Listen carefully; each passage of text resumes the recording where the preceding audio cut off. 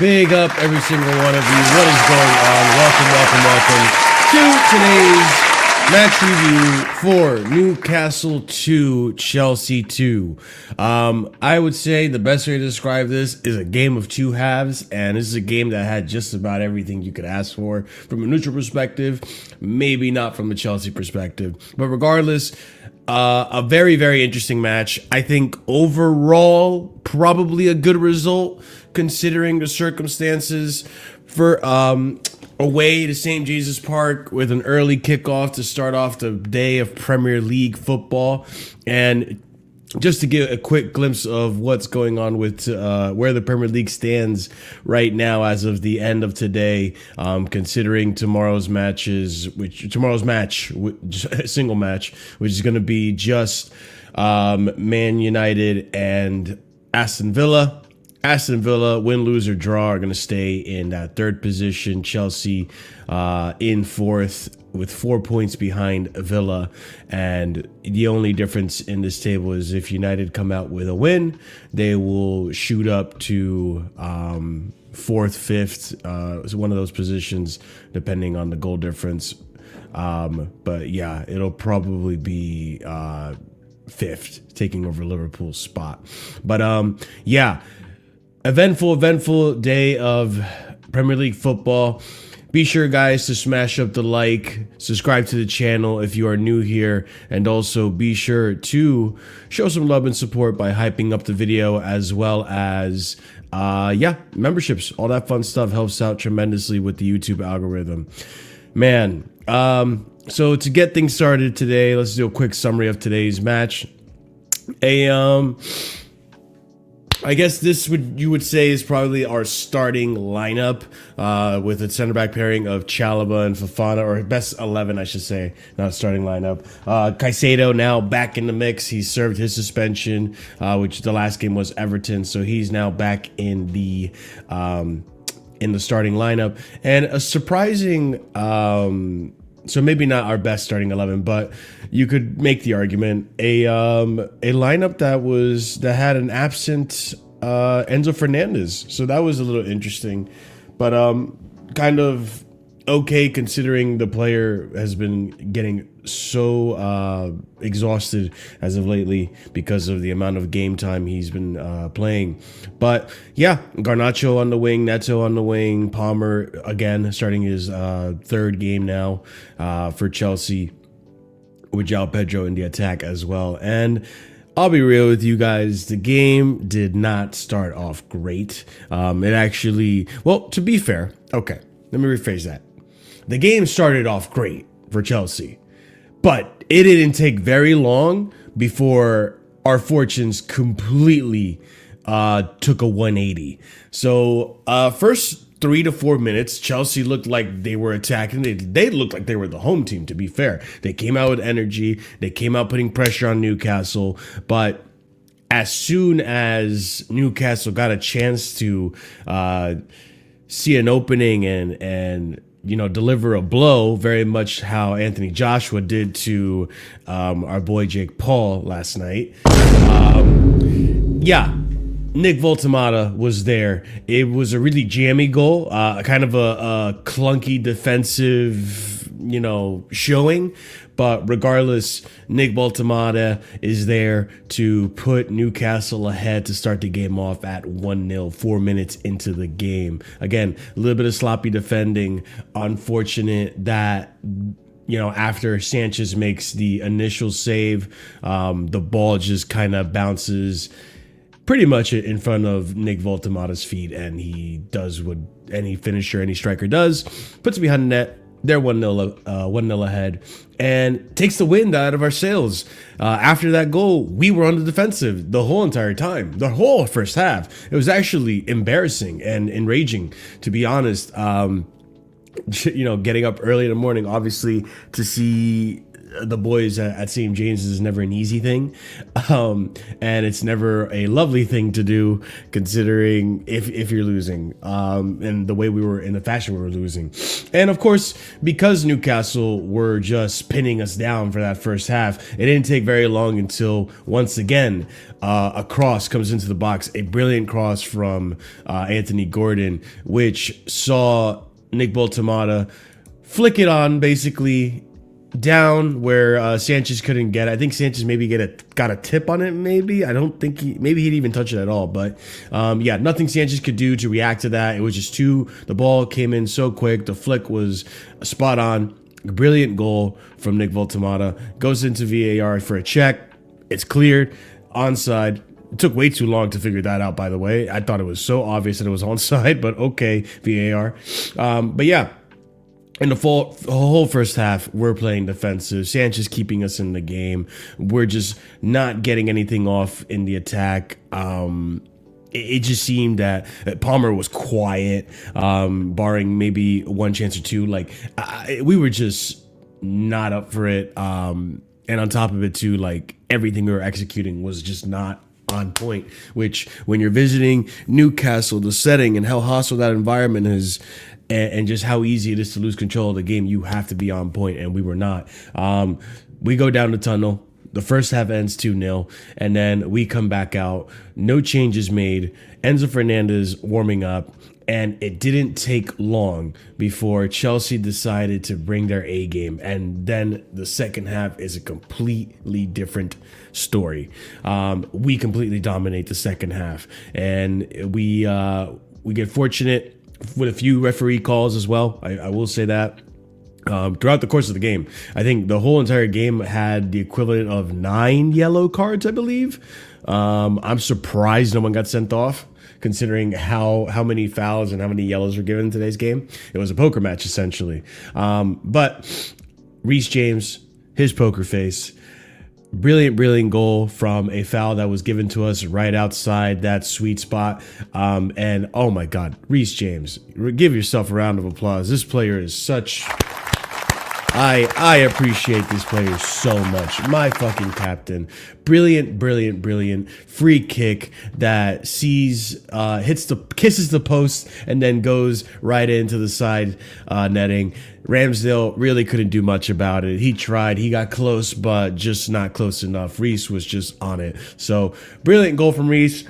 Makes the game 2-1, and the game gets interesting. We get chances, they get chances. It becomes similarly to a basketball game, and it might be because Enzo Fernandez eventually comes on the pitch, but a nice little back and forth game. Harvey Barnes, absolutely criminal for missing the amount of chances he missed and the opportunities he had against us on the counter. Newcastle really were on our case in that second half, even though we dominated most of it. We had to be on our toes. Alanga came on afterwards to help with the counter attack. Lewis Smiley today putting Garnacho in an absolute spliff for most of today's game, barring maybe one or two opportunities Garnacho had, which saw either Ramsdale block it or it go over the bar in terms of a shot. But it didn't take long before finally Chelsea get another chance. And it comes from a quick delivery from Robert Sanchez, and a brilliant delivery from Robert Sanchez, who I think he was great for us today. I'm not going to lie. Definitely kept us in the game, and it definitely could have been a lot worse if we didn't have Sanchez in between the sticks today.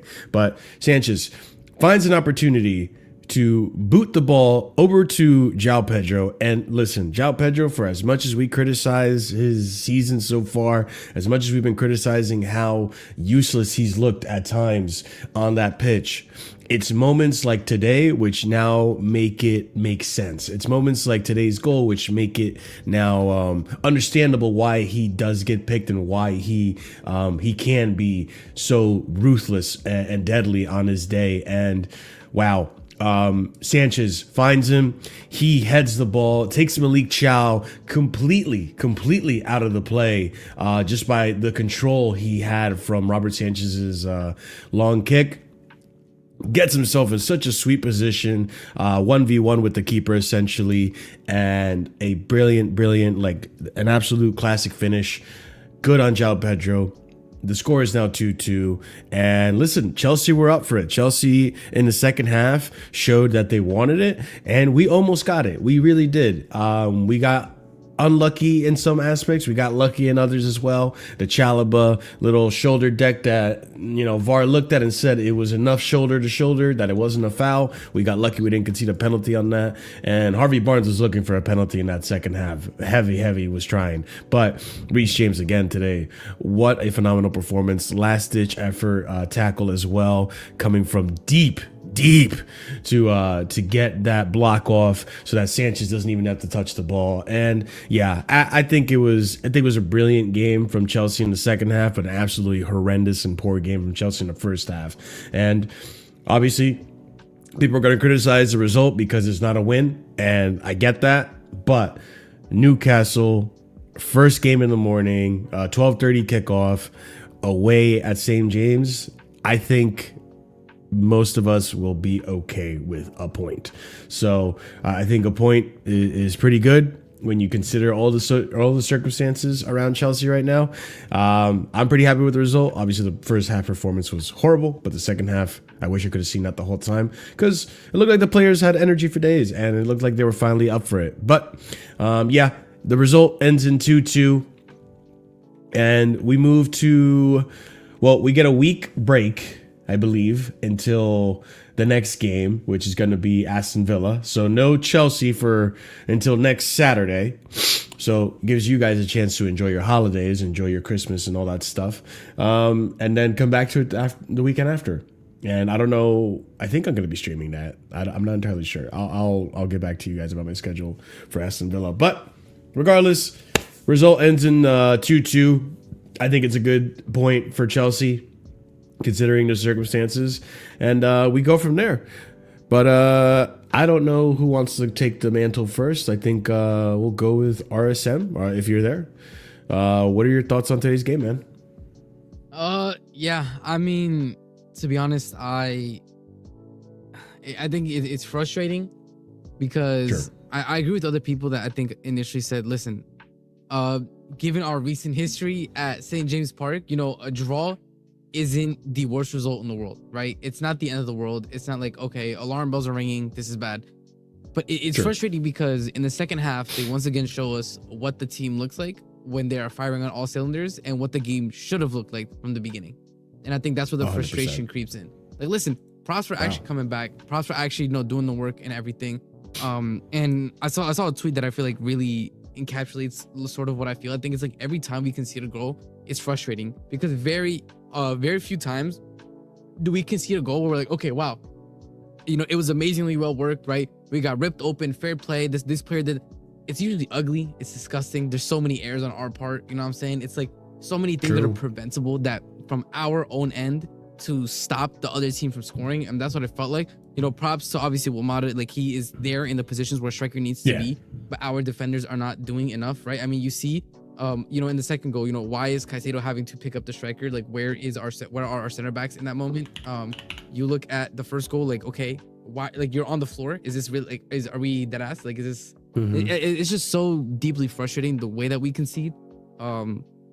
And then in the second half, I think this is, the game where you can really just like, I think the people who were like trying to crash on Maresca need to give it up, because even a half decent left winger, given the amount of opportunities that Garnacho got, gets some G&A out of that game. I think it's that simple. And this is where I get to the point where, with Neto, I don't think any of us are under the impression that Neto is some all-type footballer, right? Like, he's amazing. Oh my God, like, he's one of the best. No, he's not. He is average, right? But even an average winger, right? When you get the amount of opportunity that you get in Maresca's system, which is a lot, you get so many one-on-ones, right? As a winger in Maresca's system, that you should come up with G&A. I mean, it really is that simple. And shout out, I guess, to a certain extent, Eddie Howe, right? When you look at the fact that he's like, okay, you know what? Double up on, like, anytime Neto has a ball, put everybody more on the right-hand side and let Garnacho do whatever he wants. Let him go one-on-one with our defender. We don't care, because we don't rate him, and it worked. Like, that's deeply frustrating, like, as a Chelsea fan, to see how many opportunities fell to Garnacho. But listen, that is not down to Maresca. I think Maresca, in the second half, he clearly yelled at them. He clearly got pissed at them, right? He clearly said something, and they came out on smoke, and everybody just started having a better game.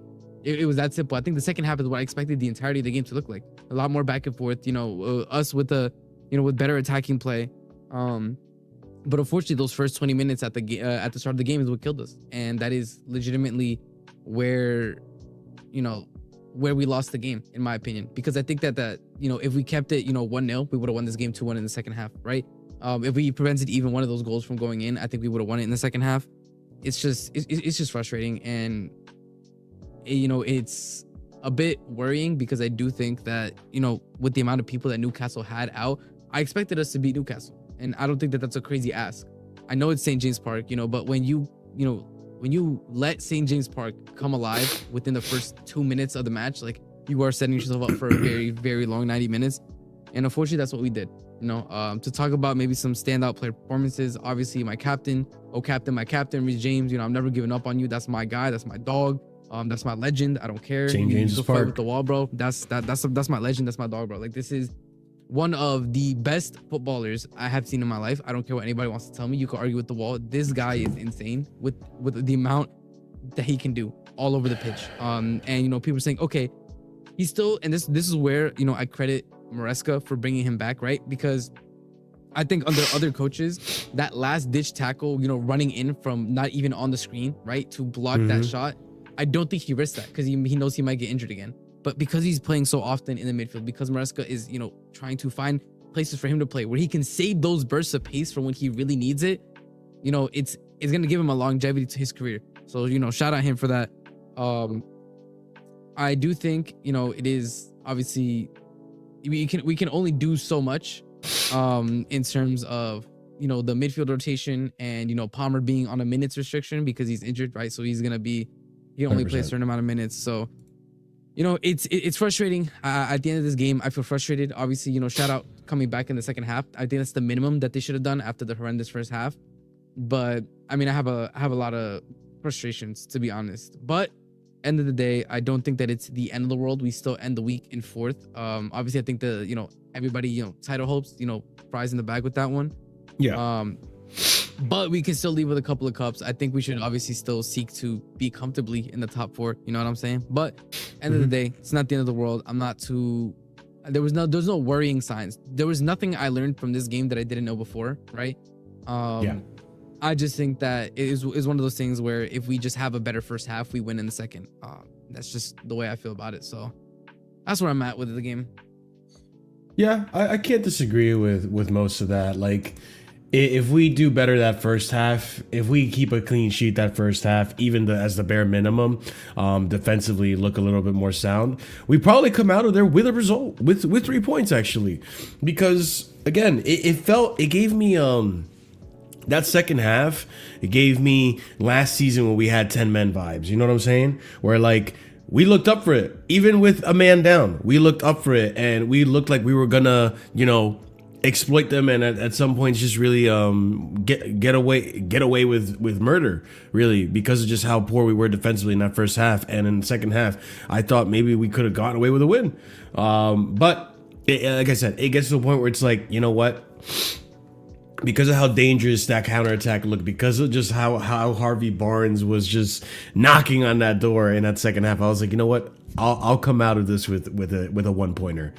We fucked up in that first half, but I'll come out of this with a 1-pointer. It's annoying, but it could be a lot worse. And I think a lot of Chelsea fans in general were predicting a loss or a point. So, hey, it's not 3 points. I get it. But it's also not a loss. It could have been worse. It's a little frustrating, like RSM said, because if that first half were cleaner, if that first half weren't so jammy, if that first half wasn't so sloppy from, of a defensive standpoint, then, maybe we actually do get 3 points out of this. And then we have a different conversation about the rest of our season. But I think the conversation remains the same, put the fries in the bag. Let's not do a whole freaking title charge, all this shit. Like it's done. We're not in a title race. We're in a top 4 race. But regardless, and again, X-Style, like I get it. You could say it's a trash result, but were you expecting a win at St. James's Park first thing in the morning, early kickoff? And we know how cursed this fixture is. Like we lost it to 10 men last season. We got mollywopped by them, I believe, in the first leg, I believe. It was like third round of the Carabao Cup, I think. We also lost in the Carabao Cup as well. So it's not easy coming to Newcastle. It really isn't. So,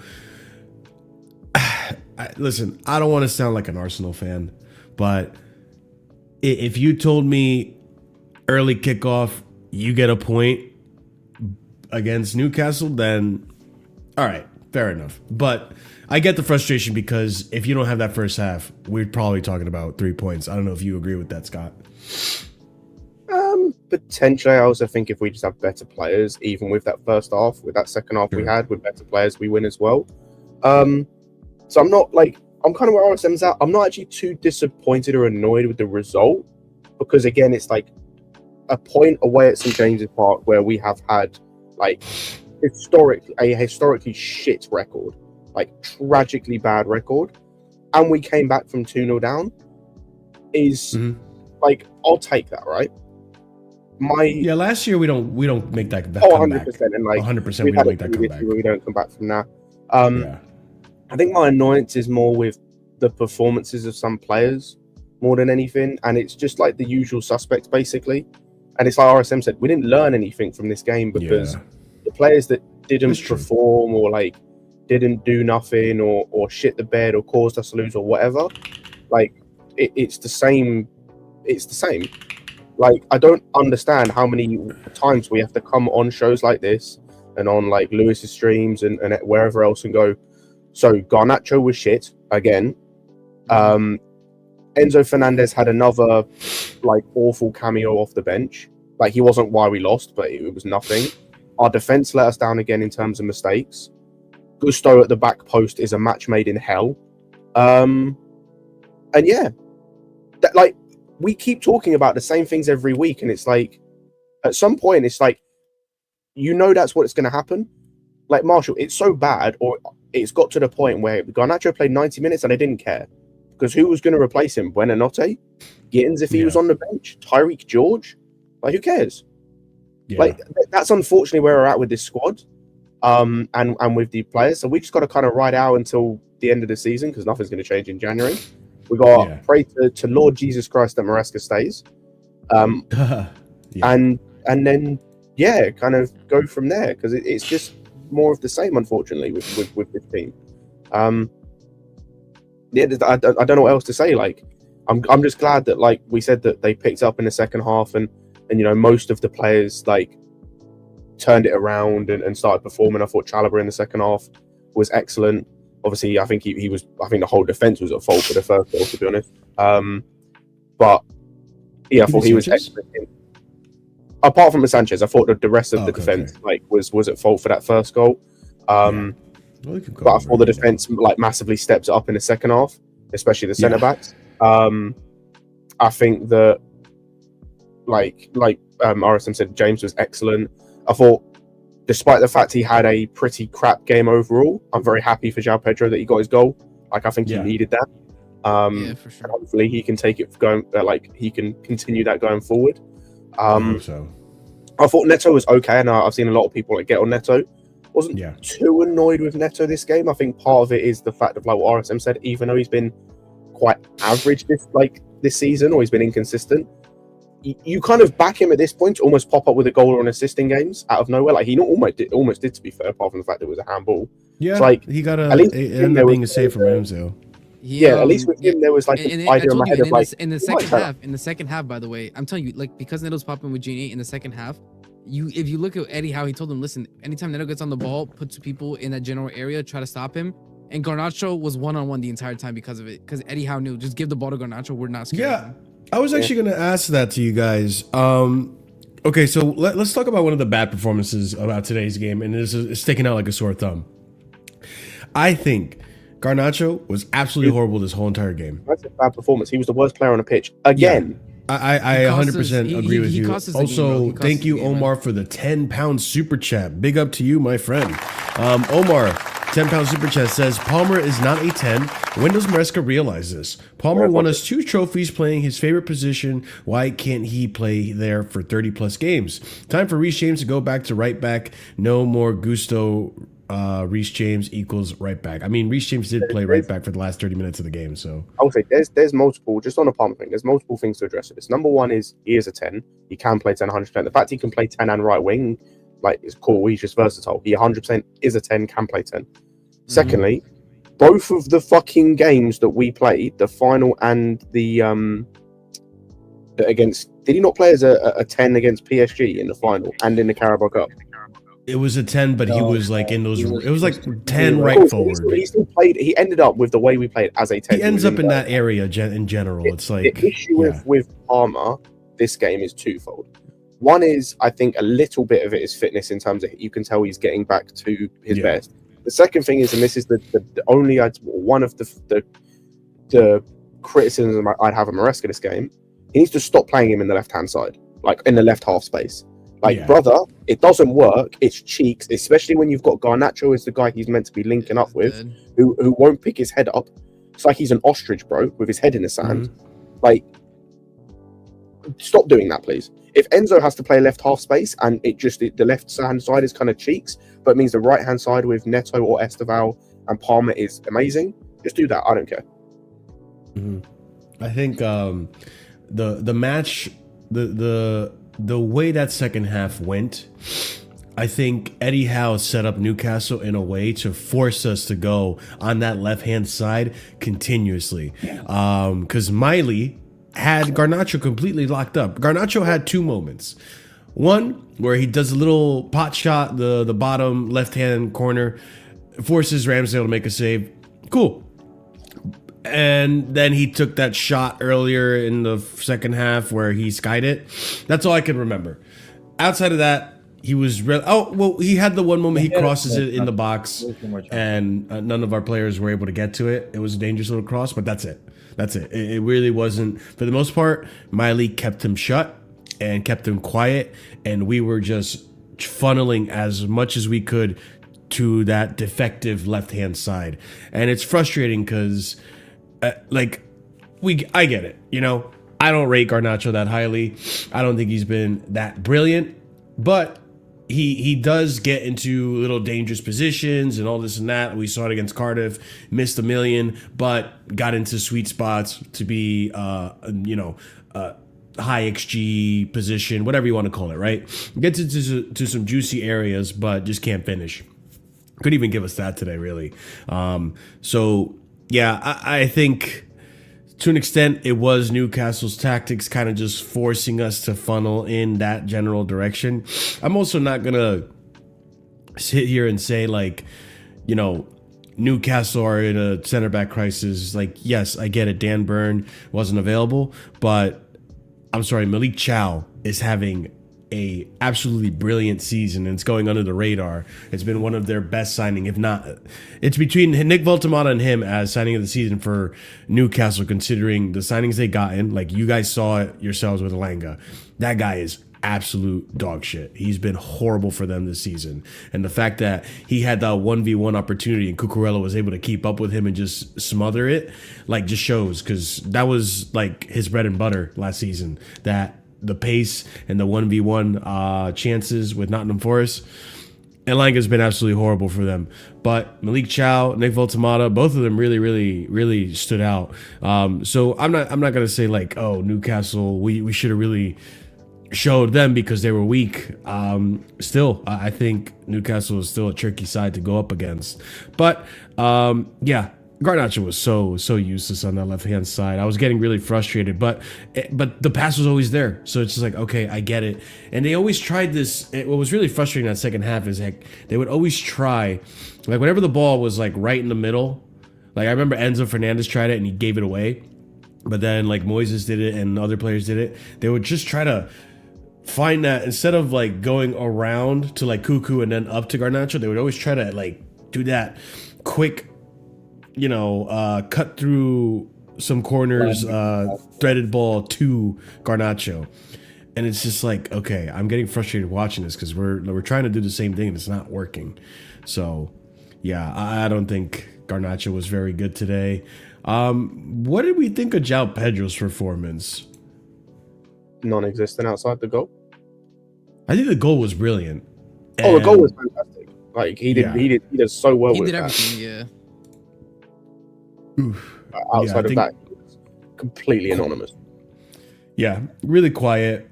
I'm glad he got the goal, and I'm glad the goal happened the way it did. But yeah, overall, like, goddamn, he was just non-existent.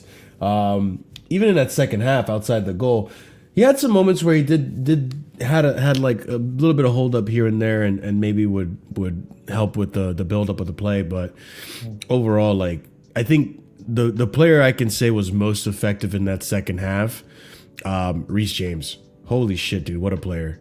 Like, I'm so happy Reece James is so fully fit and firing on all cylinders now.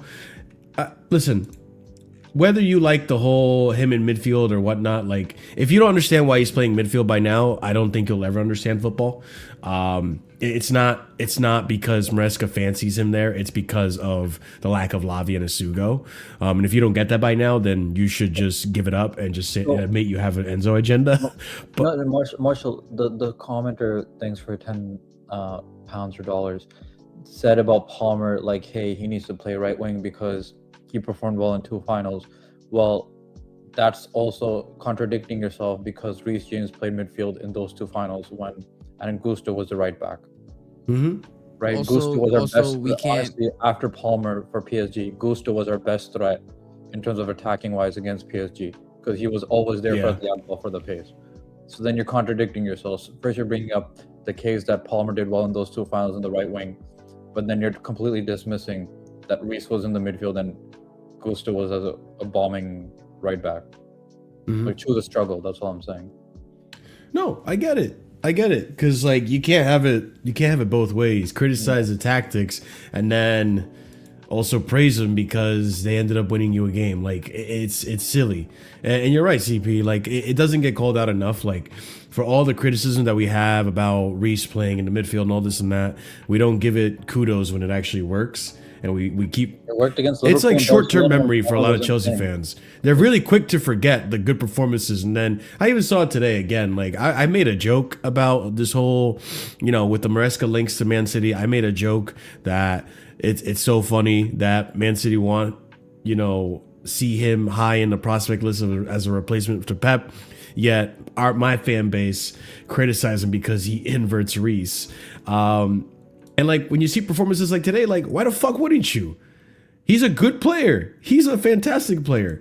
Bro, that run, I'm going to see if I can find it. That run he made to make that tackle on what's his face? I think it was Barnes. He was technically right He was back. playing at right back, but when you see where he came from and where he made that run from, it was classic Reece. I think the thing is, I think Reece is actually probably able to still do some shifts at right back, like classic Reece style, but not like 50. but he can't do it game in, game out, 90 minutes, because I think it will run him down and wear him out because of how explosive you need to be. But when he needs to be that kind of Reese, I think he does step up. I don't know if you guys agree. What are we doing? That's what I was gonna say. Go for Like, it. We can't see Reese right back every single game because he will get injured again and he'll be worn out. So like that's just kind of one where we It's just better gotta, for him to be on the pitch someplace than no place at all. then no play exactly. So we just need to Okay. give, like everybody needs to give it up with an entire season of right back Reese because there's no longer exists a world where you can see an entire season of right back Reese. Especially if you want him to Yeah. bomb up, like everyone keeps on bringing the example of Tuchel season. Also, I think part of it as well is like he obviously is a better right back, just as a natural right back, but he's still good in midfield. And I think part of the reason is outside it, like if he doesn't play in midfield today, there's no one else you can put in there that you trust. In terms of like, I would have liked to see Santos in there, but I know that he's not fully trusted by Maresca yet, so that's not on the table. I don't want to see Gusto in there, God forbid, anymore. Yeah, And Enzo Enzo has just been crap in the last 5 games he's played now at this point because he wasn't good again today, as I mentioned earlier, even with the 45 minutes or 30 minutes. Whatever Yeah, he his had. cameo wasn't really. Like, yeah. And so cool, Marshall. Can we dispel the myth idea that it's now a fitness thing? Bro got 135 I mean, let's minutes have a left. few more games. I'm not gonna do a one-off. I'm giving him but to like, let's Villa. have a few I'm more giving him games. to Villa. That's what I said. Cool. Yeah. I agree. If he starts against Villa, Next week. And doesn't Exactly. perform, and then we can cook him. Cool. I'll be there. Yeah. We'll be there. Don't you worry. So like part of it is with the Reece rightfully thing as so well. too. Like Yeah. it is a little bit of a necessity at the moment because like especially as well with the Gusto thing, he had a really good game last game.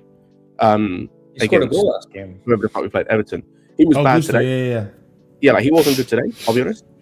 But you can say after the performance he had against Everton, he deserved to start. So it's like, Yeah. When it comes to the Reece thing, part of it is obviously, like I said, the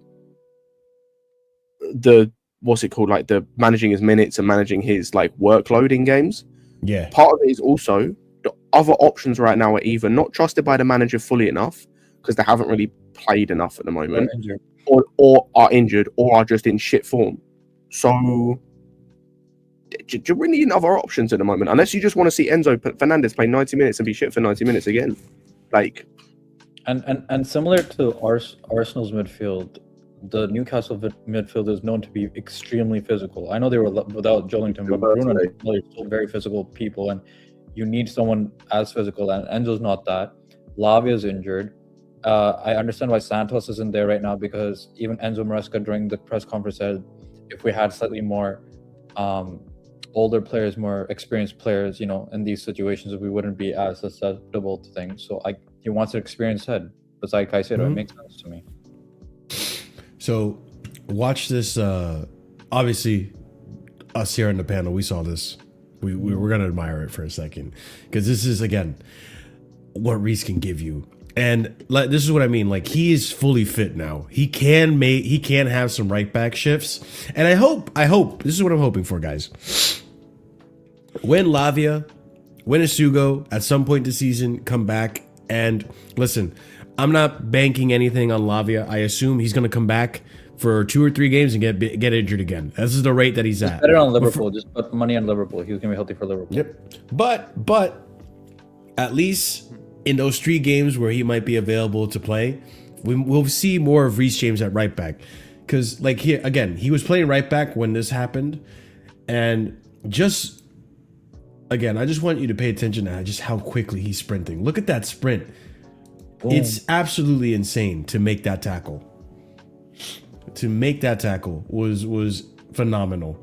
And I don't think Sanchez actually manages to save it.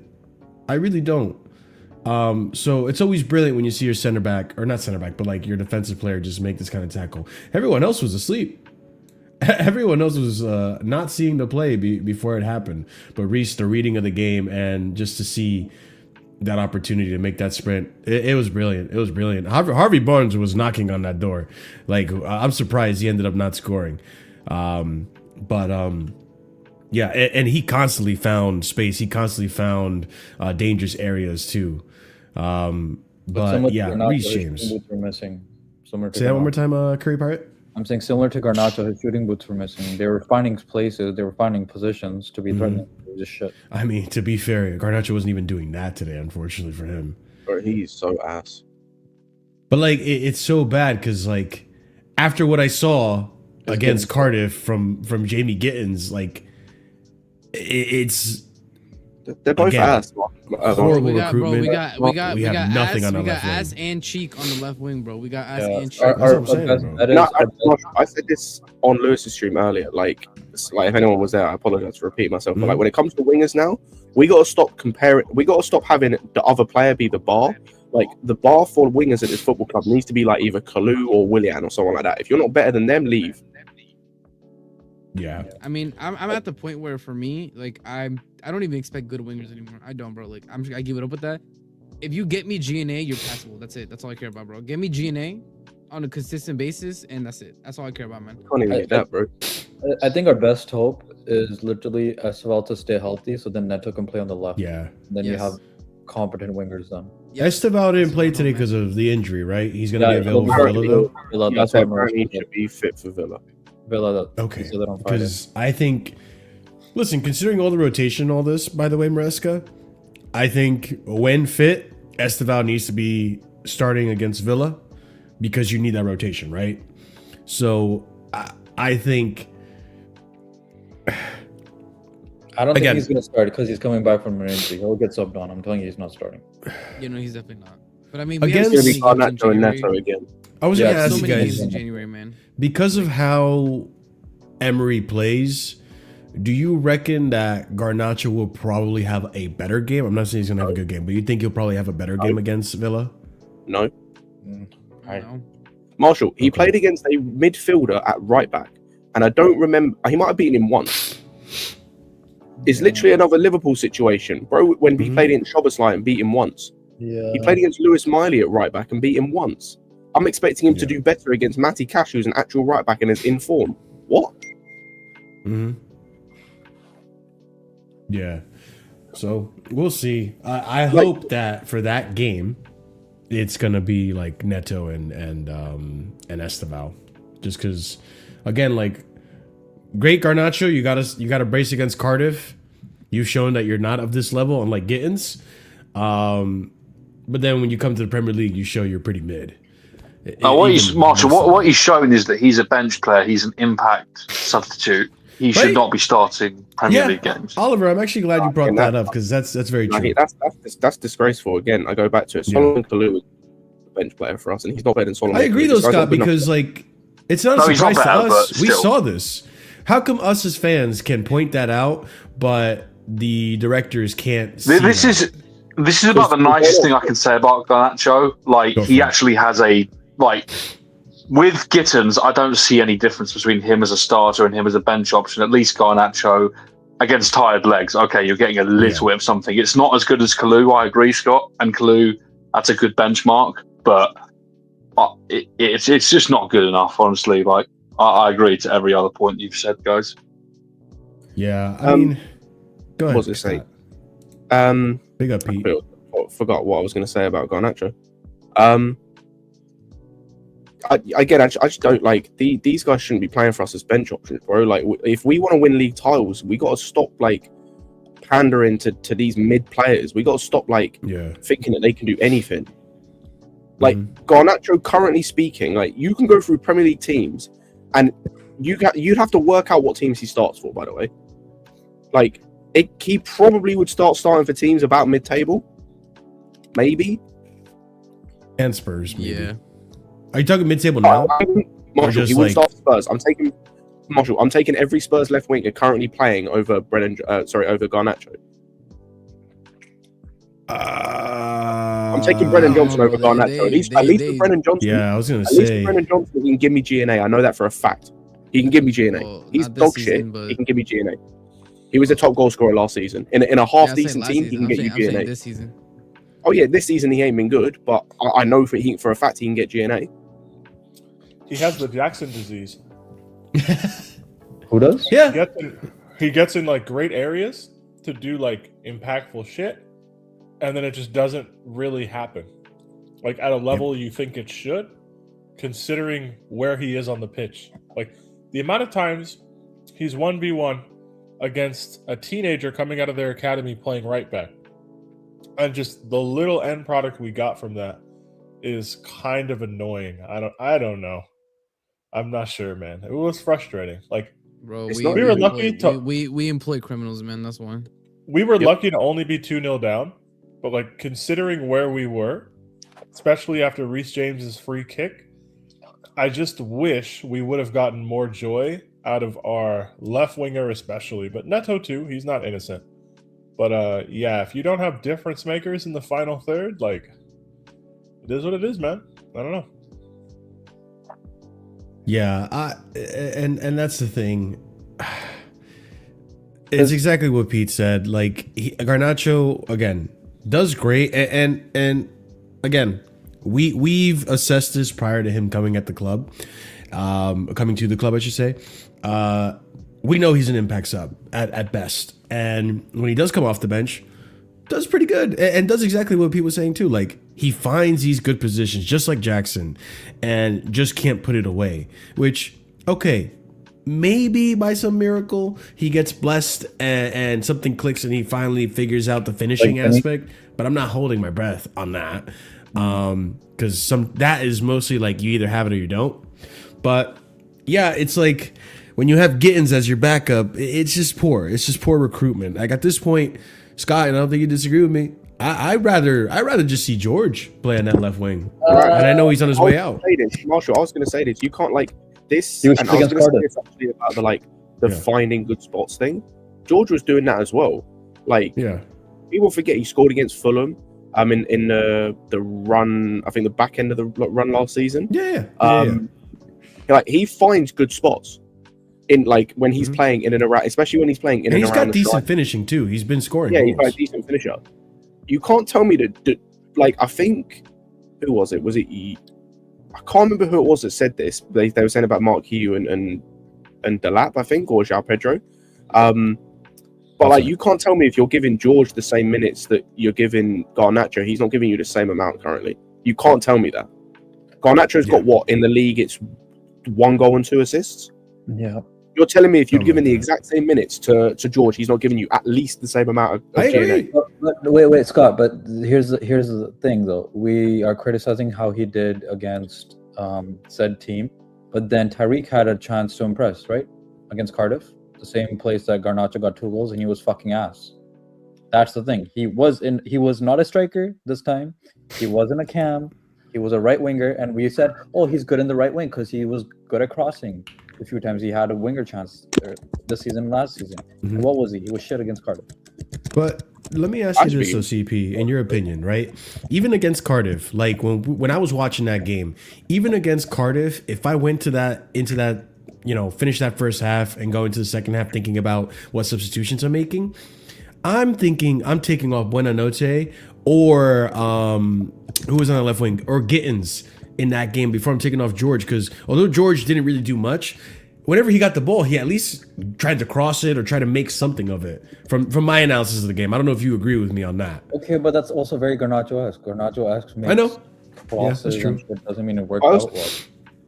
My thing with the George thing though is like, at least with George, anything you get is a positive because he cost you nothing, and at the very least, anything he gives you is more money to sell him for. Like for example, right, we were going to sell George potentially for like 20 million or 22 million, whatever it was, to Fulham.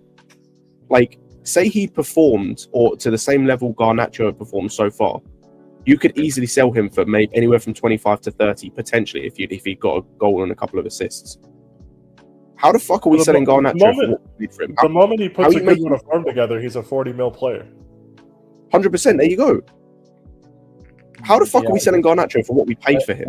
The They're alone thing making is, profit. we already bought Garnacho, right? So it's a weird thing of like, we know that as a fan base we think Garnacho is shit, but it's like, what do we want to do? Where do we want to spend our time in development?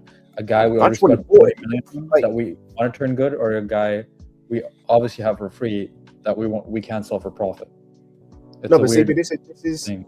what I said earlier. Where like, it's why I didn't care that he played 90 minutes because I know our wingers are shit, and I know Yeah. we're just in that situation for this season Yep. until Quenda gets here, and maybe even beyond, but at least until the summer. So I've accepted that fate. My thing is more, it just goes back to just don't buy him and play George. Like, you didn't need to buy either of the left wingers we've got. You could have just played George. You would have been in the same spot. It's just you had a player you could have potentially made 40 mil on if he hit a run of form. Instead, we've got two players that we're going to lose money on if we tried to sell them currently. And I don't know how in 6 months' time, 5 months' time technically, because that's all they've got. They're going to somehow pick their form up to the point where you can sell one or both of them for at least what you paid for them. So, question for you guys: is George on the Champions League squad? Doesn't need to be. He'd be a B-list player because he's academy. Oh yeah, academy. So he can play like whatever list he is or isn't. Peter, it's more for the sales situation I'm talking about. It's more for the sales situation. That's why I was saying that. Yeah, I don't think he counts. He wouldn't count. Because he's part of the B squad. Like the only people. Oh man, Kudus is at Spurs. That's not happening, Chief. Sorry. Yeah, that's never happening. I'll be real too. He hasn't even been that brilliant. I'll be real with you. It doesn't matter whether he's been the best in the world or the worst in the world. There is no blind players from Tottenham. He has one less GNA this season than Neto. Like again, I go back to what RSM said earlier. I might not be Neto's biggest fan, and I've cussed him out this season. But if you're going to be inconsistent, if you can give me GNA while being shit, at least you give me GNA. Yeah, and that's the thing with Neto. Like I think he hasn't been brilliant, but he's at least giving us GNA. Let me double check actually, because last time I checked, I think he did. He's got 9. More GNA. He's got 9 combined in minutes, I think. So Kudus has 5 assists and 2 goals right now in the Prem. Yeah, he has more GNA combined than Gittins and Garnacho in the league. Yeah, and then Neto has 5 goals and 3 in the Prem. He got 6 assists, by the way. I assume he got the assist today. The issue, the issue with our wingers is if you're not getting output from any of them, that means you have 2 spots on the pitch we're not getting anything from.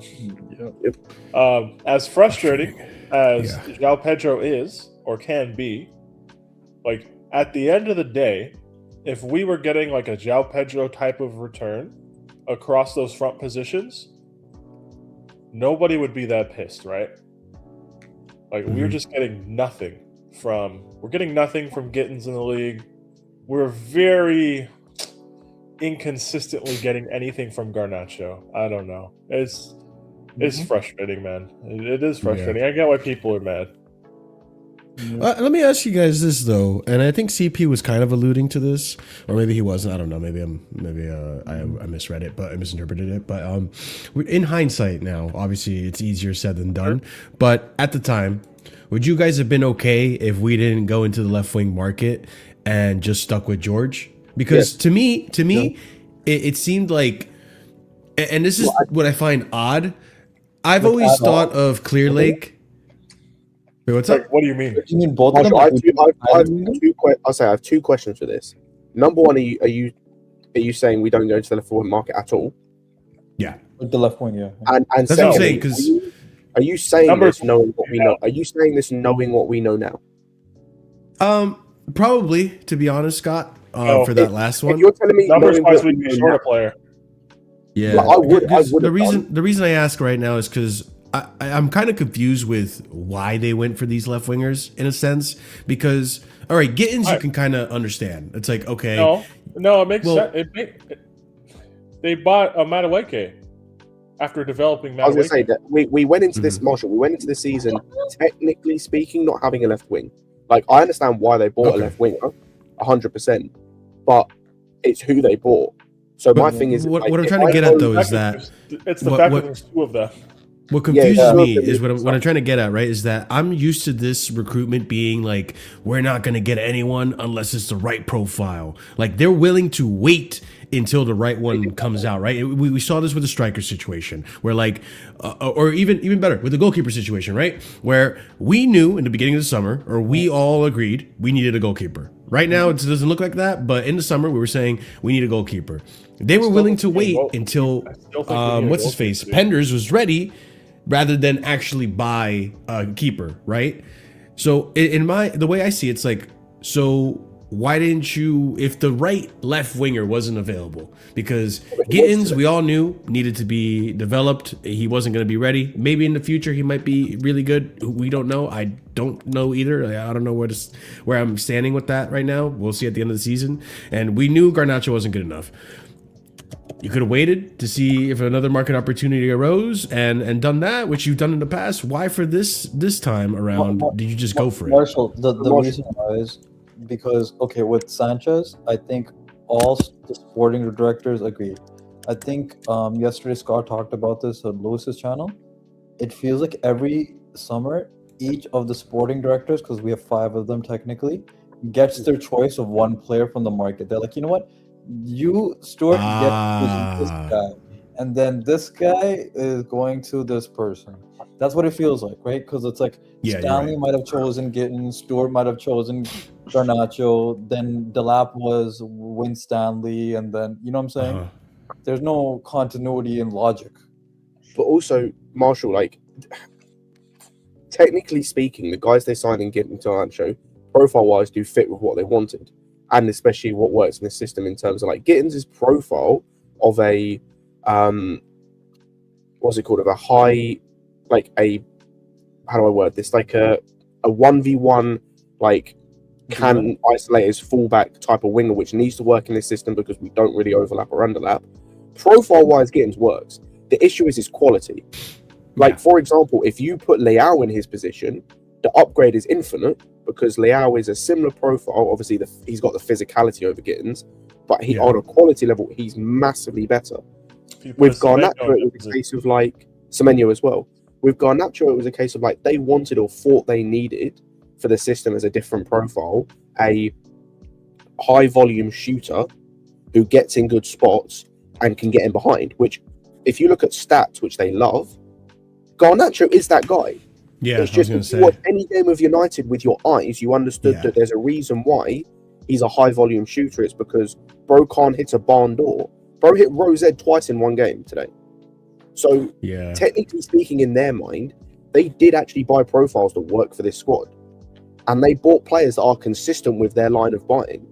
That's the issue, is they bought players that are consistent with their line of buying, because someone said it earlier, and I Pete's been agreeing, they buy players like their stocks, and they buy players that have high upside and theoretically low risk, so they can flip them if need be, which is like, that's cool and all. That's not how a football club works, and they haven't grasped that no football club in world football has worked like that, unless they have to work like that because it's like to work within their means, like an Ajax. That can work if you're in the right league for that to work. I was going to say, Ajax can afford to do that because their number one, their academy is elite, especially, or it was in that league. I'm obviously talking before it all fell apart when Van der Sar and Overmars left. Their academy was elite. They were producing players on an almost like infinite level, I should say. They were also able to buy players that were either, half decent players in other leagues that became some of the top players, or some of the better other players in that league that they were able to promote up. I'm looking at, like, for example, I think Ziyech, for example, was playing for Twente before, got bought, played for Ajax. I'm thinking of like Tadic was a decent player at Southampton, then went somewhere else. I think he wasn't like a main player though. Yeah, but he was like a decent player. He goes there, he gets turned into kind of a false nine, one of the best players in that league. That's what they do. But then what they have to do to kind of keep within their means is sell those academy players for big stocks, or sell those players for big stocks. But they can afford to do that because they're one of the 3 best teams in their league on a consistent basis. When you are playing in such a competitive league like we are, where it's so in flux all the time, because especially nowadays, the disparity between all the teams, most of the teams, gets smaller and smaller, especially in those like 6 to 14, 15 teams. Because all those teams are chopping at the same clubs for players. Yeah, exactly. You have to be able to get those differentiators. Like I just said earlier, neither of our left wingers, well, I said Garnacho, but neither of our left wingers currently would start for half a dozen, or at least half, I'll say, of the Premier League clubs, currently speaking. I'm going to look at a table right now. I'm going to scroll down, and maybe the first team where you could argue, but I don't think so, just kind of how they like to play, is Sunderland. Yeah. I wouldn't. They after currently... that, I wouldn't take him. Brentford, I think Shada and Otara are better than both of them. Yep. Bournemouth, no. While Semenyo's there, that's a pretty easy no. I wouldn't, if I were Tottenham, maybe Fulham. One of them plays left wing for Fulham.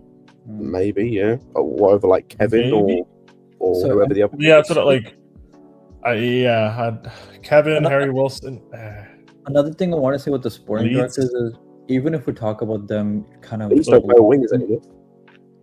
Sorry? So anyway, the last thing I'm going to say on that point, Scott, is I just named the teams in 15th and 16th. Great. Yeah, so it's like, it's what it is, man. But go ahead, Art. My bad. No, it's all good. No, I was saying with regards to these sporting directors, even if they're getting the right profile in general, it's like they're trying to get it's like a slot machine, and they're trying to hit a jackpot, and you just gotta keep doing it because they lucked out with Palmer, right? They already got the hit with Reece James. Because of Bowley got a hit with Cucurella. They kind of, let's say got a hit with Esteval, and Quenda kind of looks like a hit. And you know the weird thing is, you know who was linked with us as a striker earlier this summer? Walt Tamada for 3 weeks. Yeah. For 3 weeks, he was. A lot of us would have thrown a fit, though. We know that. No, I know, but I'm saying, if you look at how he's doing, I'm not saying João Pedro's doing awful. He has 5 goals more, similar to Gyökeres, right? You could say that way, or more than Isak. But you could say Walt Tamada is a hit in a sense right now, right? So it's like he's been brilliant for that. Well, that's what these sporting directors feel like. Yeah. It's like you have to keep hitting the slot machine on each of these positions until we get a hit. But we don't know how many times. Ekatike too, yeah. We don't know how many times we have to keep hitting the slot machine though. It could be once, like Palmer, because he was the backup to Elise, because we fucked up on Elise. Or it could be a billion times with these left winger situations, in which hopefully Quenda's a savior to help that at least. I freaking hope so. It's what Jamie Carragher said on Sky Sports. You know, they care more about being seen as transfer geniuses that find diamonds in the rough than actually sorting out real and existing problems within the squad. They want to be right. No, Carragher said that. He's not wrong. I mean, they want to be right instead of getting it right. Exactly. Yeah. That's we've all worked with people like this, assuming we've all had jobs because we're all adults. But yes, we've all worked with at least somebody like this, and it fucking stinks. The only problem for us in this scenario is they're heaping short-term pressure on the manager to reach tangible goals when they're not properly equipping the team to do so. So however you feel about the coach, that's fine. I'm not telling you how you should feel. Even though I think there's clearly one like right answer to like current opinions on this whole situation. But yeah, these guys that pick the players, like the next coach after that, as long as these guys are in charge, we're going to be kind of doing this bullshit. So we'll more or less have this revelation and conversation every 12 months or so. So I'll look forward to it, guys.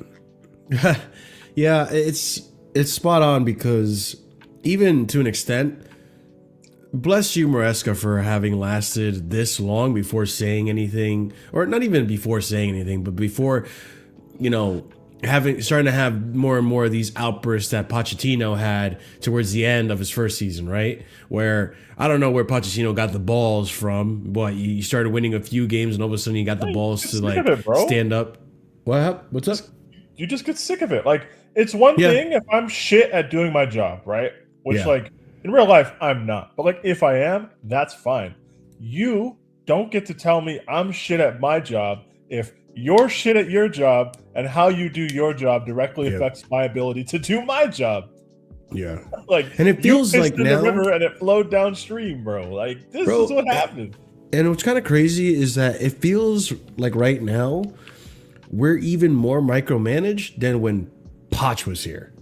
We're more micromanaged than at any time under Roman. I'll tell you that. So 100%. And it goes to the point of like, all right, how much blame can you really put on Maresca?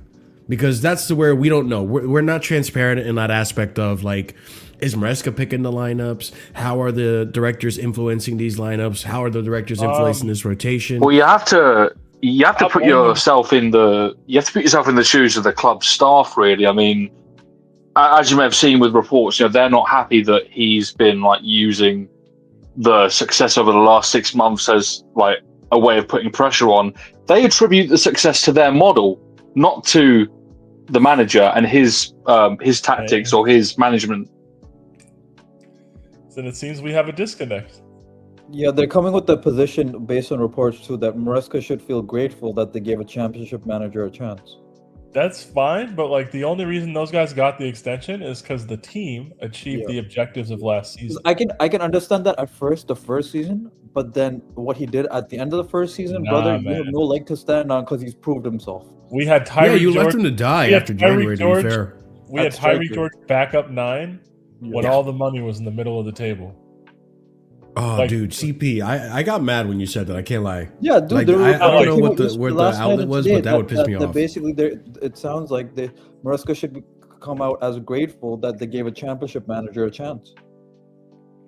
They're the ones who chose him. I actually cannot stand these guys because, like, that disgusts me. Because they're criminals, but they think they're doing good work. I woke up at 4:15 in the morning just to check the accounts, like Sai and everything. Oh yeah, to see the you're lineup. in the West Coast. You went brutal today. Yeah, you had it brutal today. Oh, you're on the West Coast too. Big up, man. Yeah, I'm back in the West Coast. I'm back in LA time. So I woke up at 4:15 to watch the shit be down 2-0. 4:25. How was up? Yeah, dude, I did the for the 2-2. I jumped out of bed and I did the João Pedro to my girl. Oh, dude, I fucking threw the laptop, kicked the covers on. No, Peter. What I was getting in the mirror. Peter, what I was getting flashbacks of is like this story that I've told everyone like a billion times. It's a pot season when Christmas Eve, 4:30 in the morning, I wake up for us to lose to Wolves 2-0, bro. I thought that was gonna happen to me again. I was gonna be traumatized. Or when we played Newcastle away under Poch, and I took my girl's dog outside, and it was 1-1, and I came back in, and we were 3-1 down. Yeah, I was like, I don't know what happened, but it wasn't good. But yeah, Marshall, they're coming from a point I don't know, man. Like, if I had to be honest, Maresca playing Gusto in a game like today really pissed me off because Newcastle are one of those like classically English teams that just load the fuck out of the back post and just fling that bitch in. They're one of the few teams that I see consistently playing percentage football for creating chances. And in that first goal, where Gordon got around the back of Gusto after Fofana lost the ball and Cucurella let the cross come in. Oh yeah, Fofana lost the ball. Yeah, he lost the ball. Fofana dribbled into nowhere, lost the ball. Yes. Doing his worst. Yeah, he had it for way too long. I remember that. Oh my god. Go back to the earlier touch. He never looks back. He never looks back at one moment that there's people behind him. Here's my problem. 1, have some self-awareness.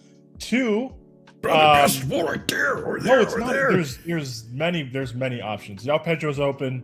Reese is there. If he wants to be suave, play a reverse pass to Palmer. Yep, exactly. Okay, so we lose the ball there. The ball ends up out with Jacob Murphy or whoever the fuck.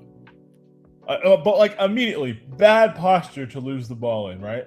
I'm like, oh, this is not good. Yeah. But what we don't do well is react to this situation. Like the reaction is even worse, right? Like, so there's fucking Voldemort or whatever in the middle. He's 6'5". They're gonna fling that bitch in. So Cucurella, you're not playing Bukayo Saka. You need to. That ball cannot come in. You probably need to close that in more. Yeah, for sure. It is coming in though, right? In the middle, we're actually marking. I think that's Reese, right? No, that's Chalobah. Reese is right here. Chalobah's actually doing a pretty good job. Proud of you in this moment. Yeah. But you see what happens there. Yeah. Gusto just gets beat to the back post. This happens every time. Good save by Sanchez. Every time we have a bad result, Gusto's at the scene of the crime. Chalobah here somehow slips over. I'm not even sure. Yeah, he slips. This is an amazing save by Sanchez, by the way. 100%. I would have walked off the pitch if I was Sanchez today. Like this is so deeply unserious what happens. And then Chalobah slips. Yeah, miss, bro. Oh my god, dog. Yeah, I'm not gonna get mad at Chalobah for that, but like, god damn. I mean, man. like, kind of am. Like, we have better I am. I'm more mad at Gusto really for not, marking Gordon better. The beautiful thing about that is all of them committed criminal acts in that goal. Like, we all equally share the blame. How is Gusto getting blamed? Because you're the guy. You're the right back. The ball's on You're the right back. like in front of your left back. Sorry, You need to be at the back Left winger, post. just going to point something out. If that was Trent last season, we and most of the league are cooking him for getting yeah. It's a beaten. consistent issue with Gusto. Yeah. It's a consistent issue. It is, and the thing with the Gusto thing, I said earlier, he wasn't good. I think this game Yeah, he didn't have a good game is a today. perfect example of like when last game I was not getting too hyped. I was congratulating him, but I wasn't getting too hyped and everything. Yeah. Because unfortunately, like Enzo Fernandez, like Garnacho, Oh, he does, like, Keyshawn, but not today. like other players, sorry, he has wildly inconsistent and has spent most of the season being wildly inconsistent. Now he had stepped up the last few weeks, but unfortunately he decided to go back to his old ways today, where he was responsible partly for the goal we conceded, and he did precisely nothing to help us both defensively or on the pitch for the 55 minutes he was on the pitch. He also went down because of a shin or some bullshit and just stopped playing completely and expected them to kick the ball out, and we almost conceded again. That made me really mad. But yes, I'm not a fan. Gusto, we can all agree the weakest part of his game is this exact scenario here, where he's racing to the back post. Like, it's concentration. I don't think he lacks the engine to get there. Like, I don't know what this is, but as the ball goes wide, you see Gordon. It's a pretty straight line. You see Gusto. You cannot get beat to your post from that position. I'm sorry. That just can't happen. It's not acceptable. But yeah, he did this against Brighton. Were there other games you're right. where Gusto got dunked on the back post this year? He's definitely had other games. I just can't remember what they are because this has become a Arsenal. I know the Brighton. Arsenal, although like kind of Fofana's fault. I'm not gonna kill him for that one. Be a bit of both. I'm not putting it 100%, entirely on him. 100%. Yeah. But also, like, we were down to 10 players because Caicedo just sold us down the river for no fucking reason. Yeah, true. Yeah, like, I don't know. But how we contributed to just meme team it for that first goal was good stuff, guys. That was inspiration. I was like, dang, I can blame all of them. But, like, the thing with Newcastle specifically is, like, if you remember that game, it's not like Newcastle were knifing through us in the middle of the pitch and playing through balls and latching The on second the leg end. when we were down to 10 men? Is that what you're referring to? Wait, what are you referring to? What game? What Newcastle game? I'm talking about today. Oh, okay. I thought you were referring to I'm literally talking a about previous today. game. Just my bad. Any chance that you think that Newcastle created, the ball got swung into the fucking box and people try to peel off to the back post. Yeah. Like, that is Gusto's worst attribute. I would have benched him just for that. Yeah. When I saw the you were team- mentioning. Go ahead. When I saw the team, I was like, I don't like this because I don't trust. Like, I just don't like that scenario. I don't know. So yeah, I would have blamed the coach for that today more than anything. Peter, I would get that, but it's just that we don't have any midfielders that are physical enough that are healthy right now. I agree, but like, I would rather take my chances on Andre Santos holding his own in midfield than Gusto marking the back post. Fair enough. Yeah. Like, I know for sure the second one is not going to happen. I'm pretty confident the first one isn't going to happen. But like, it's like 30% versus like 0. Because like Gusto, great dude. I like when he's in midfield. But like Gusto in midfield, dark stuff. Like, I don't know. We don't have great options. I get it.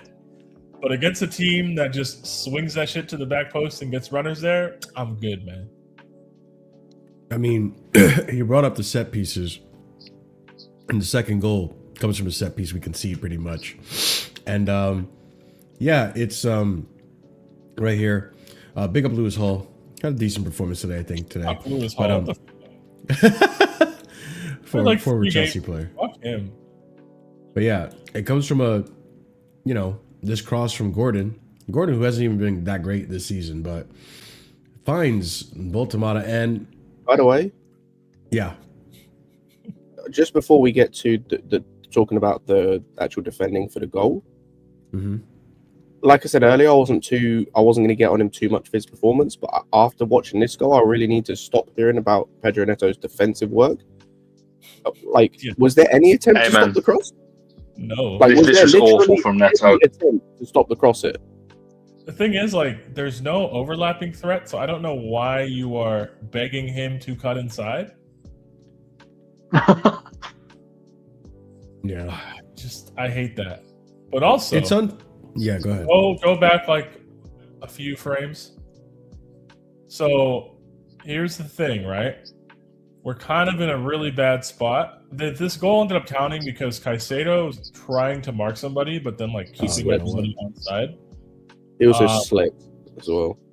Yeah, like this is. He was being right there pushed. is You can fine. see him. He's right here. Right there is fine. This is a great cross, by the way. This is an Yeah. amazing. But this is what Newcastle did the entire game. It was just this. But like it worked because if you just flood the box and make us mark people, we kind of can't do it. But yeah, you see, like guys kind of have their marks. Not really. I don't know who passed off Ultimata. I don't like that. But yeah, they had to go back to the Hawkeye tech because the technology wasn't available. Is that why? 'Cause Yeah, I was so like, why isn't there automated offsides? they took so long to draw the lines because the tech wasn't working in forever, the bro. ground. Yeah, the semi-auto, That's conveniently hilarious. stopped working. I don't understand how the technology to referee the game just doesn't work so much like it does in England. I don't get that. But whatever. Yeah, Neto, you need to do better. Palmer, it would be nice if you close that space a little bit, but Neto, you just can't give that up. You let him go around the outside. But yeah, that's Agreed. annoying. Yeah. And of course, I mean, I'm not putting too much on Sanchez for this. It is a really nice touch from Voltamata. I don't think you can put anything on Sanchez for this. That's Yeah. an in-swinging cross. Guys aren't being marked. They're letting the service come in. That's the worst spot to be in as a goalkeeper. Yeah. And he heads it low as well, so it's just difficult. Like, you can't overplay because he's never going to close that space, right? But you have to try and make an attempt on the ball. Like, it's hard. Yeah. This is why coaches put so much emphasis on stopping service. Yeah. And that first half, man, we weren't stopping shit in terms of the service. Like we were. We were letting the football happen to us. We didn't Yeah, it start really was. football at all. But that's why, like, the second half performance was brilliant because, again, I don't like that we put ourselves in this position, but, and Scott mentioned it earlier, and a few of us mentioned it, and some of the Chelsea content creators mentioned it. We came back from 2-0 to get a point out of this game. Of course, again, it was the graveyard we buried ourselves, but we said no. It's not a motivation issue with the team. It's clearly not a motivational thing. Anyone who tries to frame it as Maresca's tanking the season or the players don't care, they care. We're just like not that good, and that's. I also think some of it is. It's not motivation, but it is mentality in a sense of these guys just have trouble in games sometimes, either switching on or like staying focused. Yes, that for sure happens. But like we have our bad patches in games. Our bad patch happens for like 25 minutes. Or like we're just hemorrhaging chances and we're just chilling and bad things are almost happening, but we're like getting away with it. Like that first half today, I was like, this game should be over. We very easily could have been 3-0 I almost down. didn't continue on in the second half because I almost did the whole. Listen, you and Curry probably felt the same way. You were like, second half. I'm like, honestly, I probably want to go back to sleep. I switched off the first half because it just felt like a complete deja vu to the game felt that happened horrible. in like April or May. We were so shit that first half. The only thing that was missing from that first half to be exactly the same as the last time we went to this stadium was the striker getting sent off for violent conduct. Mm-hmm. Apart from that, it was exactly the same thing. Give up a stupid goal in the first minute and then just don't know how to react. What did I do at halftime? I don't remember, but I wasn't like watching the coverage. I was about to not go back to the second half. I was like, I'll give it 10 minutes. And then we scored. Yeah. As soon as we scored one, I was like, we're gonna get a second one. My thing was, I don't know if they're not gonna get a third one. I do want to go over that free kick goal because, like, bro, Reese, oh my god, man. I'm so First of glad all, we have the short arms, man. Oh my god. I'm actually happy that Bruno didn't jump because if he had jumped, maybe I don't think he gets it, but he's not that tall, brother. yeah. I was gonna He's say not jumping that high. That does not matter. but I'm just glad bro, that like, it was Ramsdale and not Nick Pope. hold on, let me just show you. Let me get this banner on so you can see how close it was. Yeah. Like, Jesus, man. Went in off What the a- post. Yep. Yeah. Reese is just absolutely brilliant, man. What an actual monster of a player that we have. Like, it's just crazy that at one point we were depending on this guy to win us games just alone. And I mean, this kind of actually, I'll bring it up, but yeah, Reese was brilliant, bro. In that second half, especially. We're like Project. Here we go. But I know Reese stepped up, but how do you guys feel about Cole Palmer's performance today? Because I'm on the fence about it. Like, I don't think that was bad at all. He was I almost wish there was more, you know? Guys were stepping on his Achilles. They're stepping on his broken toe. Yeah, they were fouling him. Like, You're right. I don't think it was bad. In the second half, like, Dude, this game had 9 yellow cards in it. It was insane. The first, and we somehow had more of them. But the first half was pretty poor from the whole team. So like, we weren't even really able to get Palmer in dangerous positions. But like, Palmer did his job in terms of finding Garnacho and finding Neto in those dangerous positions. We just didn't get anything from it. So like, it would have been nice to see him be more decisive potentially in the final third. Like, I would have liked that. But we created enough overloads and like we had enough chances in transition. I don't blame him. Like, I don't think it was great. Like, I think it was fine. I just think with Palmer, you get nothing from those wingers. Like, if you pass the ball to them, they're not doing a lot. I mean, and then also if the wingers have the ball and you're trying to make a run or get into a position, it's not coming back to you. I remember Neto, like, you know, he was better than Garnacho, but I remember there was a chance where he was running and he had 4 passing options, and Palmer was one of them. He just passed it straight to a Newcastle player. Like, yeah, he tried. It's Neto was running on the right wing, is like dribbling across the pitch. It's like, I think it was Chow, like he was kind of cutting it in half between where João Pedro was and Garnacho was, but he's obviously baiting the pass to Garnacho. So we had like a 4v3, and like everyone was open but Garnacho, but he tries to play the most difficult pass. And the thing is, like, even if Garnacho gets it, he's like the shittest one in that 4. Yeah. So now it's like, I don't know if we're getting anything from this.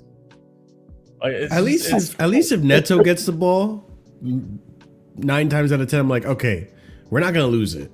We're gonna stay with possession. He's gonna pass it back or he's gonna cross it. Something with Garnacho. Oh my god. And that was another thing with this. Just that give was the another ball thing to Riley. Just give it to him. That was another thing in the second half as well. Like Neto, I remember so many times he just crossed it and the keeper just caught it. Like, it was straight at Ramsdale. Which it kind of makes sense why like the ball kept going to Garnacho the whole time. Like, I don't know. No, it also made sense because he wasn't being marked because they knew they didn't have to mark him because he's exactly. Yeah. But I think the issue with, like, going back to the Cole Palmer thing, I said this I think on the last stream. Like, I think part of the issue with Palmer is you can just see and tell that, like, the other attackers, and I include Neto in this, when it comes to talent, like actual ability to play football and footballing IQ, are at least 1 or 2 levels below him. So like, even if he is on form, even if he's playing to his best, like when he's passing or trying to create space for Neto or Garnacho or João Pedro, like, it don't matter. Like, they're not going to do most of the time shit with it anyway. So it's like for example, right? I know he got his goal today, but we said he was poor. I remember what was the game Palmer came on? Right, his first game after being injured. Brentford. Brentford. No, the most recent, the most recent injury. Bournemouth. Atlanta? No, he didn't travel. Bournemouth. Whatever game it was, I don't remember. I remember I was on Lewis's stream and Jimmy and a couple of others went. I think Danish Maldini was one of them. It was like, now that Palmer's back, João Pedro is going to get better. His level's going to improve. We've seen 2-3 games, and he's the same fucking player. It's just because Palmer's there, he has a few more touches, or he gets a little bit more of the ball, or he gets the ball in a bit better space. But he's the same fucking player. And it's the same with Garnett. Like, these players are just the same fucking players. It doesn't matter whether they've got Buonanotte, or Palmer behind him. They're just the same player. So there's only so much you can get from these players. Because like Esteval's a good example of like when he was playing with Palmer, obviously we haven't seen it too much, we've seen it once or twice. You could tell immediately that his level raised. So like he's obviously of a level anyway, but his level I was raised. actually going to say, Scott, Esteval's probably the only one that can keep up with Palmer. 100%, And like read the because play and like actually know what he's going to do. He's the only one from a talent perspective that can get close to him. The great thing about this is we have historical perspective of the similar thing happening, right? You guys remember when Di Matteo got fired and we had Mata in the 10 and we had Hazard and we're watching them and they're like, oh, they're so good. And then the ball would go to Victor Moses, who, shout out to Victor Moses, Premier League winner. Not in a position anyone knew him for, but whatever. The ball would go to Moses or it would go to Benayoun, and you'd be like, oh, these guys are not good.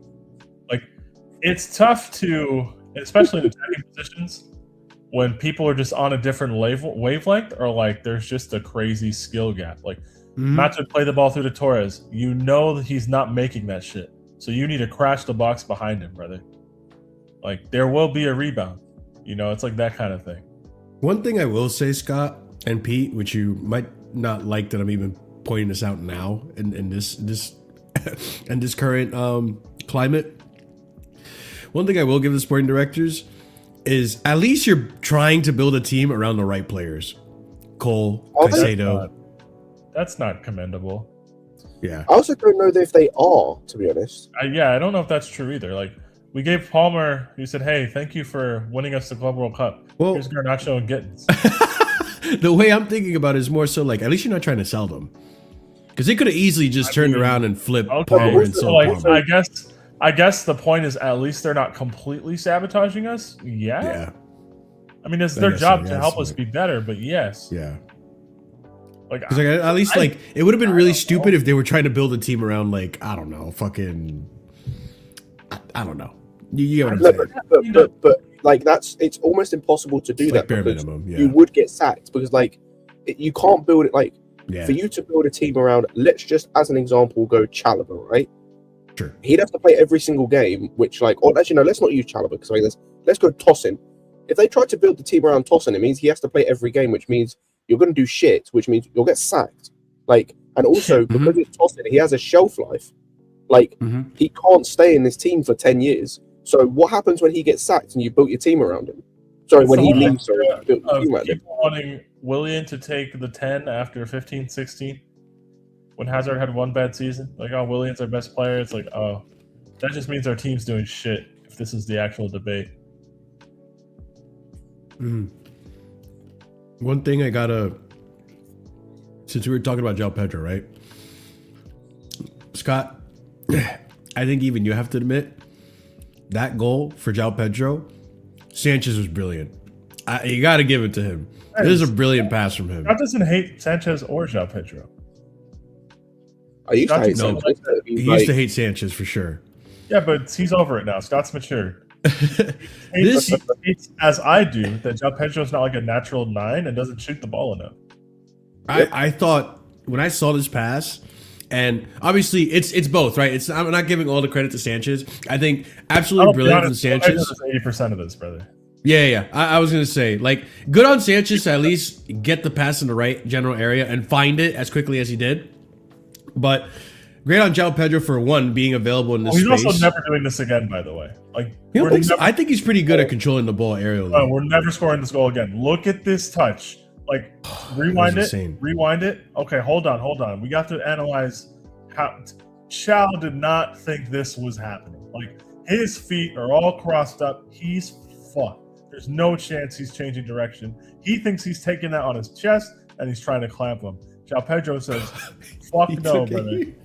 We are using our head as our own through ball. Watch this. Do you know what? This is Didier Drogba under Ancelotti type stuff. Yeah, for real. Thank you. Yeah. He's That's what it reminded me of. Do not expect this. This is never happening again. I was take it. You know what's funny as fuck as well? I've just looked Marshall just because I thought I would. He is still on track. In fact, he's not even on track currently to meet his GNA from last season by this point. Who, João Pedro? Yeah. Is that a good thing? Don't worry. Don't worry. But He yeah, had 9. By the halfway point in the season, he had. In fact, sorry, let me tell a lie, or not tell a lie, but I'll go from because then from the game week 20. By the end of game week 20, he had 10 GNA in the league. He's currently on 7, I think, or 8. He's currently on 8. Is that a good thing, Scott? he's on 8. No, what do you mean? Marshall. Okay. Did you just ask me? Marshall, did you just ask me if it's a good thing that João Pedro, who is our starting number 9, is on course for the same or worse GNA at this point of the season as when he was playing for Brighton? Was he taking pens last season? I don't even know. Yes, he was. So maybe that's kind of a good thing. I don't know, man. I'm sorry, Scott. You're gonna have to excuse me. I'm 4 out. Well, listen, I can't complain. I'm preaching to the choir with Pete, but between the cold or whatever sinus infection I have and the 3 hours, 4 hours of sleep I got, I can't brain too well. 4 hours of sleep. No wonder you have a sinus infection. What the hell? Yeah, no, I'm all fucked up, bro. You're But almost no, 30 years old. You can't do shit. this shit was cool though. This goal was brilliant. I told you, I did the to my girl. I've never explained what it is, by the way. I've never explained it. She doesn't know what it is. He's like, what the fuck, dude? And I was pretty confident he was going to actually finish it well because he's actually pretty. Not think we were scoring this, by the way. He's a decent finisher. He just doesn't shoot. That's why I celebrated like a crazy person. I did not think we were scoring. I was like, oh, that's a good touch, but there's no way. There's no way. And then we scored. Yeah. No. You guys, when people run through on goal, unless it's Palmer, just expect a rebound and hope that we score that. Basically.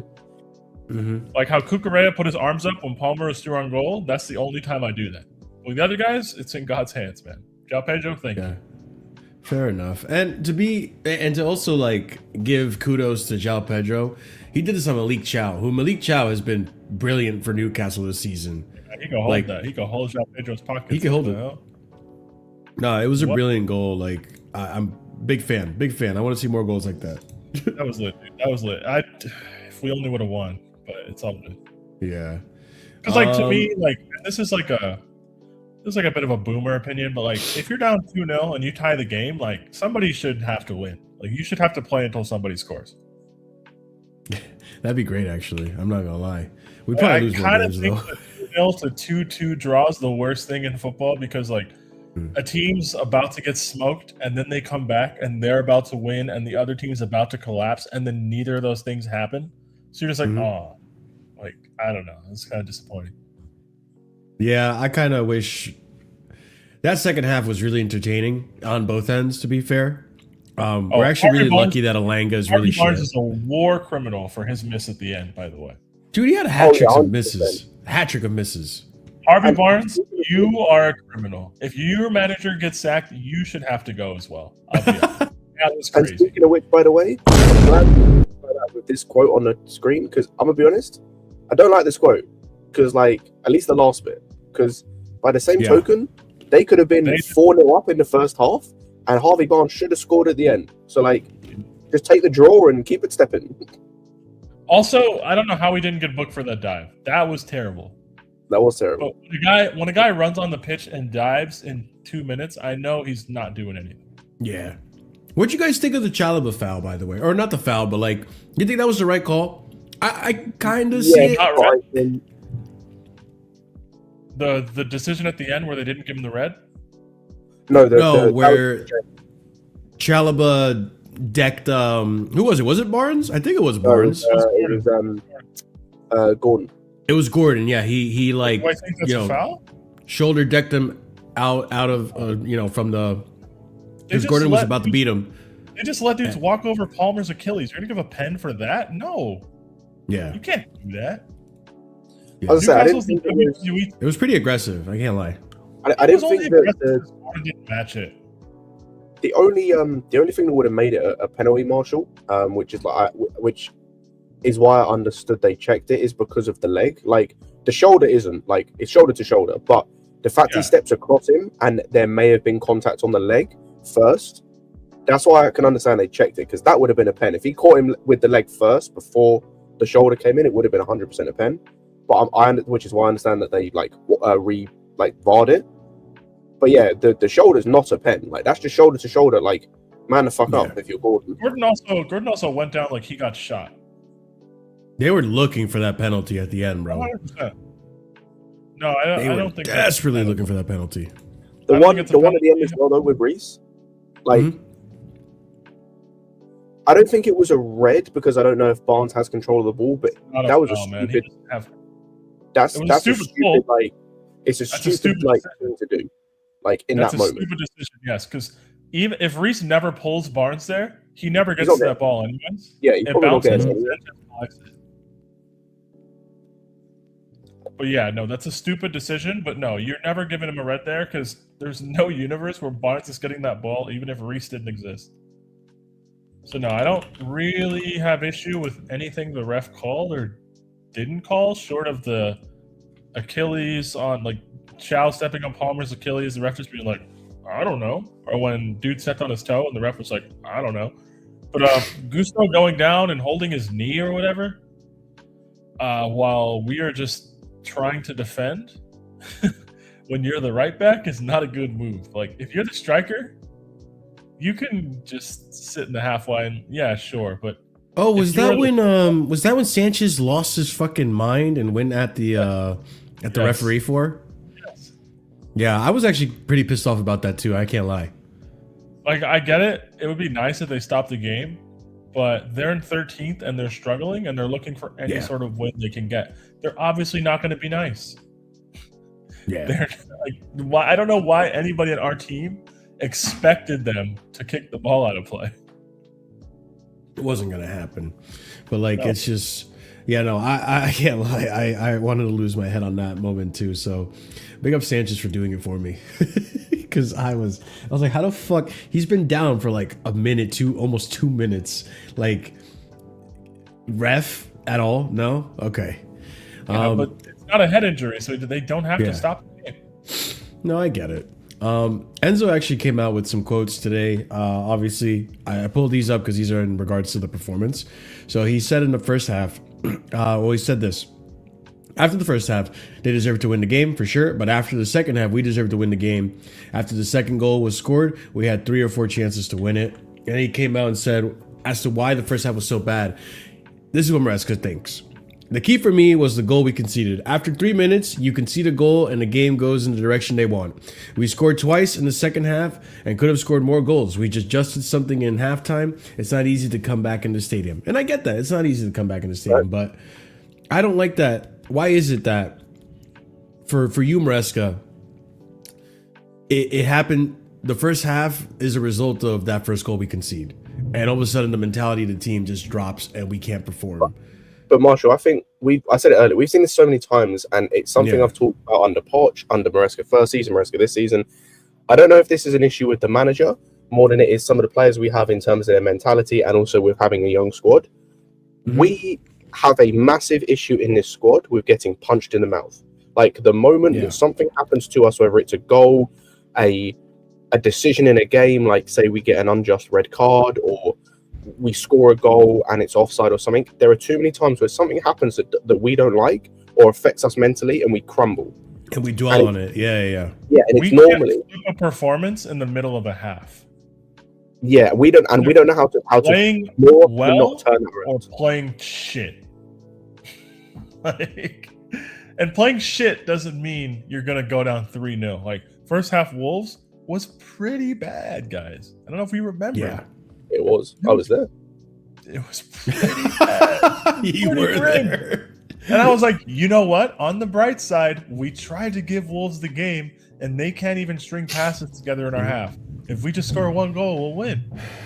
Obviously, what happened, but like, we don't have like a bad 15 minutes and then be like, all right, guys, let's pick it up. Like, it is a bad 30, a bad 45. Yeah.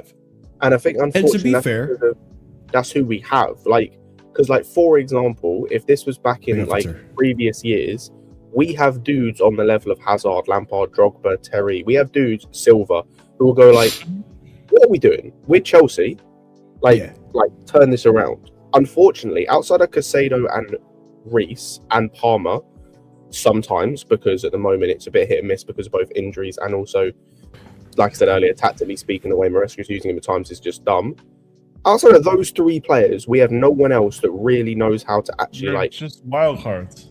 Yeah, you don't have anyone else. Like Enzo doesn't do that anywhere near enough. None of our attacking players outside of Palmer do that anywhere near enough.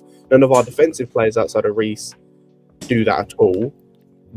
Really, either because they're just not. It's not them in terms of like a Kukurea. Funny Or they're because not like I think Sanchez does, but like he's a goalkeeper, so it doesn't matter. Mm-hmm. Like Sanchez is either just not there or like he's pretty dialed in and is like pretty consistent and willing to like raise the level of his performance. But you're in such a reactionary position, it just doesn't really help us. I also feel that like this is more hopium than anything. I do hope over the course of time this becomes less and less of a problem, because to give the benefit of the doubt, there aren't many teams I've seen this season outside of Man City in the league that have that mentality of like keeping it turned on the whole entire game. Like, for example, today's game, what was the result of the Man City game today? It was 3-0, right? There was a point in the second half where City almost conceded to West Ham, but for the and Donnarumma was like asleep and he gave the ball away to who was it? I think it was Callum Wilson, and they got lucky, right? They got lucky and nothing came of it. And West Ham are that bad. But like, even though they're up 3-0, still keep it on them. Still put the pressure on. Haaland was getting pissed off because I forgot who it was. I think it was Nico O'Reilly or Rico Lewis. I think it was Rico Lewis. Rico Lewis passes the ball wide to Foden instead of to Haaland, so Haaland get a hat trick, and he fucking lambasts him for it. Like, Haaland was still going for the goal, even though they were already winning. So, outside of Man City, like, there's not many teams. Like, I've seen Arsenal's game drop once they get the lead. Like, I've seen many teams where, even today, for example, Liverpool almost bottled it against 9 men. By the way, against 9 men Tottenham, they nearly bottled it at the end. They were close. So I hope that over the course of time, as these players do get more mature and do get more experience, that whole mentality thing like goes away and we can actually have consistent first and second halves and consistent results despite what's happening on the pitch. So I'm hoping for that. Again, there's not many teams that have it outside of Man City. That's why I still think Man City could potentially... obviously they're in the race, but I do think Man City does come out victorious at the end of the season. I really hope that's the case as well. I don't need Arsenal to do it, and we're definitely not in this. But it's yeah, I agree with you guys. It's an issue. It's a pain in the ass, but you know, until these directors decide to bring in like the more, you know, experienced players and all this shit, which they're not going to. I don't think it's going to go away anytime soon. I hope it just one of those things that we grow out of it. Another thing, I meant to mention this earlier, but you talking about like games we've got like top 4 race and everything. Yeah. Because of today's result and because of like what I think is going to happen tomorrow, that performance against Villa is key now. If they beat us, they're 10 points clear of us, which is not obviously insurmountable. We're halfway through the season, but that is not a good look. It's not a good look, and it's not for a team like us who struggle to be consistent and are obviously going to potentially be fighting on 3 or 4 fronts going into the second half of the season in terms of obviously not competition, for trophies, but in terms of like we're obviously in the semi-final of the Carabao. We're going to get through. I would like to think we're going to get through to the next round of the FA Cup. I would like to again think we're going to get through to the next round of the Champions League, whether that's playing the whatever it's called, I've forgotten the word, the playoff or not. Yeah. They're obviously going to be in a position where they're playing a lot of games as well because of Europe. But yeah, that is, as I say, it's not insurmountable, obviously, but it's a tough position to be in. And then you're in a position where like 4th is the best you can hope for. But if it carries on and you obviously don't close that gap, so yeah, that result against Villa is or that performance or game against Villa is massive. Again, this might be hopium. I do think we do get a result out of Aston Villa. That's fair. I don't think that's hopium. We have a good record against them. Like we have a good record against them, and we do step up for the big games. So the big game is. I just Don't think worry we'll me beat too them, much. dude. I think we'll beat them. I think their long shot black magic will run out. Like, if you watch the goals that the team Morgan scored, Rogers Black Magic. if you watch the goals that team has been scoring, dude, I get why Scott's like, oh, they'll fall off. Just We have a week until we play them, so it's not like we're not gonna be like That too. pretty fully first rested. week off for 4 months. Congrats, In fair, everybody. Yeah. to be fair, you say about the long shot thing, yeah, but from what I remember, their goals against Arsenal were not long shots. They were both very similar to the goal we conceded. Both the goals actually we conceded today. Hey man, if I see Gusto right back, I'll be mad at the manager. Don't worry. Oh yeah, I think most of us will be, unless he puts on a masterclass, and who knows? No, dude. You guys are expecting him to mark at his back post, and that's just not gonna happen. No, probably not. But I do have to wrap it up, people. I gotta get over to another stream. But big up to you guys. Listen, actually, I forgot to ask Pete, since you joined a little later. Are you actually happy that we walked out of there at one point? Maybe not happy, but better like than you're not losing. pissed. But Yeah. like, I'm not super happy. Like, Okay. we had 30 minutes to win the game and we didn't. Like, Yeah. obviously, in the balance of play, did we deserve a win? No. But for how No. on the rack they were once it was 2-2, I guess I'm just more so disappointed at the lack of tangible, like any sort of like usefulness our wingers gave us today. Yeah. Oh man. Like, that it was so- frustrating, man. I was like, fuck. It was frustrating. No, I don't get know. it. Like, I guess that's what I'm mad about more than not. Like, the drawing is annoying, but like at these 3 games, I said give me 9 points or give me 7 points, and I'll be okay with it. Like, Sure. gotta win your home games. Like, but the response is fine. It's not that I don't think the players aren't playing for the coach. Like, none of that. It's just, They're not good. I don't feel great about it. No, and I understand that. I do really believe that even if we slightly improved that first half, we probably could come out of this victorious, which would have been a great 3 points. And we would be probably having a different discussion about the rest of our season if we come out with a victory at St. James's Park. Or maybe we have the same discussion. Who knows? I would like to believe that it starts to turn some Chelsea fans to be a little bit more optimistic than what they are right now. But listen, where we are right now, I get where we're coming from. I get where the mentality is in terms of we're in the top 4 race, not a title race. And it is what it is. Just if you're going to be in the top 4 race, then show me something in the other competitions we're in. Whether it be Champions League, Carabao Cup, FA Cup, win one of those, maybe we'll talk from there. And right now it looks like we could get some. If we could get something out of the Carabao Cup, considering we have Arsenal next over 2 legs, I'll be pretty happy with the team. We I will don't be pretty definitely happy. have Arsenal next, by the way. In the oh yeah, right. Yeah, They It have could be two Crystal playoffs, Palace. I Do we forgot think about Arsenal that. will win? Yes, but I could also see Arsenal just chucking this competition. Mm-hmm. I think we're about to could. see two very weakened teams on Tuesday. yeah. 100%. I I agree. think, to be fair, I don't know. Actually, no. I think Palace go heavy because I don't think their aspirations in the league are too great in terms of like. I don't think they're going to finish any higher than Conference League ultimately. They're already in the Yeah. they're already in the need- Conference League.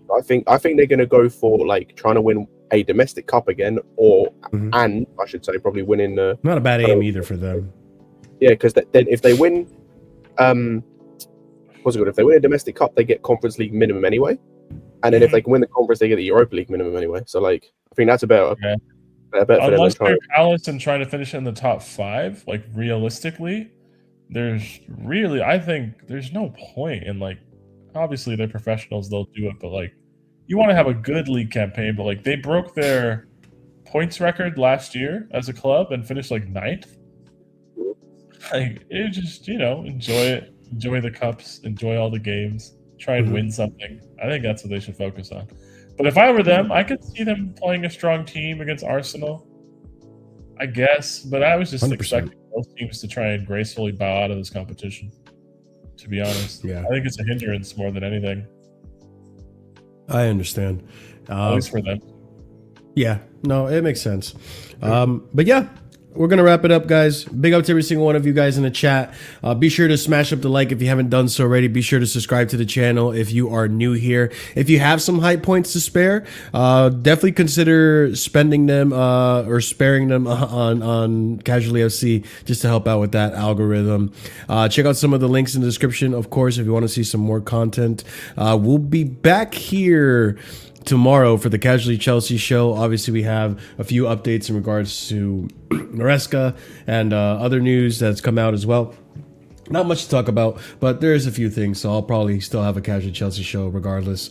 But yeah, be sure to check that out, and be sure to consider becoming a member.